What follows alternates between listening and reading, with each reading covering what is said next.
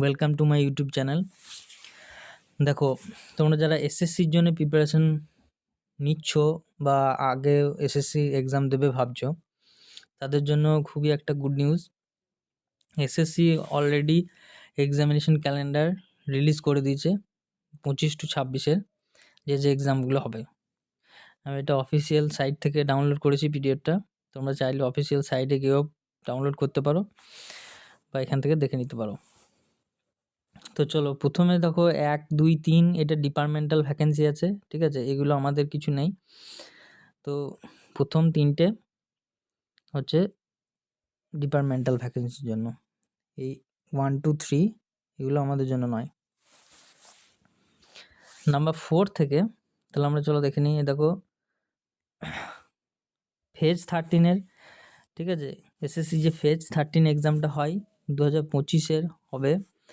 হ্যাঁ, CBE date দিয়ে দিয়েছে 16 এপ্রিল 2025, ঠিক আছে? তারপরে তোমার 15 মে 2025 এই যে ডেটটা দেওয়া আছে, এটা ডেট অফ অ্যাডভার্টাইজমেন্ট আর ক্লোজিং ডেট। আর এক্সামের ডেট হচ্ছে এই তোমার লাস্টেরটা, ঠিক আছে? এই 3 নম্বর কলামটা, মানে এইটা হচ্ছে এক্সামের ডেট, ঠিক আছে?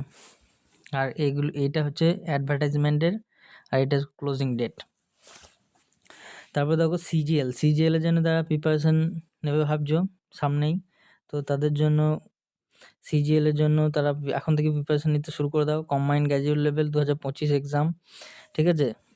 অ্যাডভার্টাইজমেন্ট দিয়েছে 22 তারিখ, 22 মে, এটা 21 মে ক্লোজ হয়ে যাবে। জুন টু জুলাইয়ের মধ্যে পরীক্ষা হবে। সিজিএল ম্যাক্সিমাম এই জুন টু জুলাইয়ের মধ্যেই এক্সামগুলো হয়।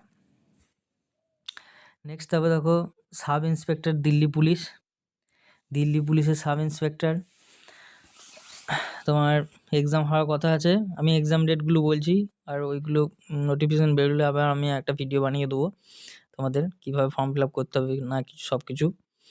তো সামনে এক্সাম ডেটগুলো আমি এখন তোমাদেরকে বলে দিচ্ছি। জুলাই থেকে আগস্টের মধ্যে 25-এ এক্সাম হতে পারে। তারপরে দেখো কম্বাইন্ড হায়ার সেকেন্ডারি লেভেলে 10+2 লেভেলে যেটা হয়, ঠিক আছে, সিএইচএসএল যেটা বলি, সেটার এক্সাম হওয়ার জুলাই টু আগস্টের মধ্যে হতে পারে। তারপর দেখো এমটিএস তোমার নন টেকনিক্যাল প্লাস সিবিআইসি, হ্যাঁ, যেটা ওই তোমার বেরোয় হাবেলদার, তো সেটাতেও এক্সাম ডেট হচ্ছে সেপ্টেম্বর টু অক্টোবরের মধ্যে 25-এর মধ্যে এক্সাম হতে পারে। তো স্টেনোগ্রাফের এক্সাম ডেট হচ্ছে 25 অক্টোবর টু নভেম্বর। তারপরে জুনিয়র ইঞ্জিনিয়ার হচ্ছে অক্টোবর থেকে নভেম্বরে এক্সাম হতে পারে। কম্বাইন্ড হিন্দি ট্রান্সলেটর, ঠিক আছে, এটা আমাদের জন্য খুব একটা হেল্পফুল হবে না। Constable executive male female Delhi police examination, এটা খুব ভালো এক্সাম। তো নভেম্বর টু ডিসেম্বরের মধ্যে 25-এ এটা হতে পারে। তাহলে আমরা দেখলাম, দেখো এখানে দেখাচ্ছি, দেখো জুন জুলাই থেকে আমাদের স্টার্ট হচ্ছে, জুন টু জুলাই থেকে আমাদের এক্সাম স্টার্ট হচ্ছে।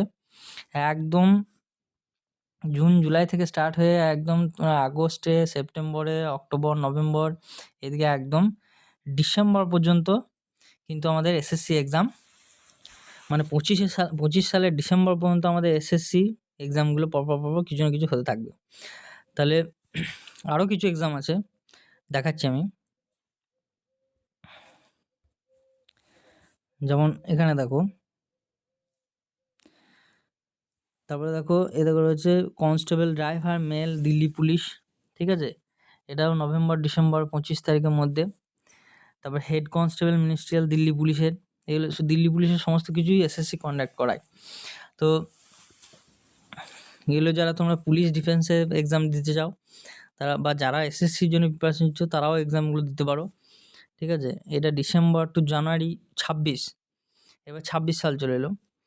হেড কনস্টেবল, তারপরে দেখো grade C stenographer, constable GD, arm force, যেটা যারা পুলিশের পরীক্ষা জিডি কনস্টেবলের জন্য ওয়েট করো। 26-এ আবার ডেট ঘোষণা করে দিয়েছে, খুব ইম্পর্টেন্ট, মার্চ টু এপ্রিলের মধ্যে এক্সাম হতে পারে, ঠিক আছে? এইভাবে অনেকগুলো এক্সাম কিন্তু পরেরগুলো রয়েছে, এগুলো এই আবার 18 থেকে এগুলো হচ্ছে ডিপার্টমেন্টাল ভ্যাকেন্সি। ঠিক আছে? তো আমরা দেখছি যে জুন জুলাই 25শে জুন জুলাই থেকে স্টার্ট করে তোমার 26 সালের মার্চ এপ্রিল পর্যন্ত কন্টিনিউ এসএসসি কোনো না কোনো এক্সাম রয়েছেই রয়েছে। তাহলে প্রিপারেশানটা কিন্তু আমাদের এখন থেকেই স্টার্ট করতে হবে। ঠিক আছে? সে ফর্ম বেরোনোর থেকে শুরু করব এরম ভাবলে হবে না। এখন থেকেই তোমরা প্রিপারেশান স্টার্ট করে দাও।